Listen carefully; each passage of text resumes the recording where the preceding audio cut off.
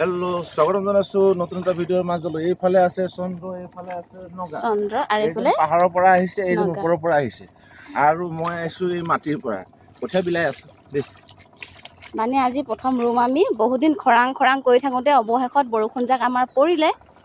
কিন্তু আমাৰ বৰষুণজাক ইয়াত আমাৰ জোখৰে হৈছে, কিন্তু ক'ৰবাত দেখিছোঁ পানী বহুত বেছি হৈছে। মানুহজনে কৈ আছে মনটো বোলে জিপাল লাগি আছে। কাৰণ মানে আমি ভাবিছিলোঁ আজি এইবছৰ এগোচাও আমি ধান ৰুবলৈ নাপামেই, কাৰণ আমাৰ ইয়াত খৰাং পৰিস্থিতি হৈছিলে। কিন্তু অৱশেষত বৰষুণজাক আহিল আৰু আমাৰ গোটেই পথাৰবোৰত এনেকৈ পানী হৈ গৈছে, আৰু সেয়েহে মনটো খুব ভাল লাগি আছে।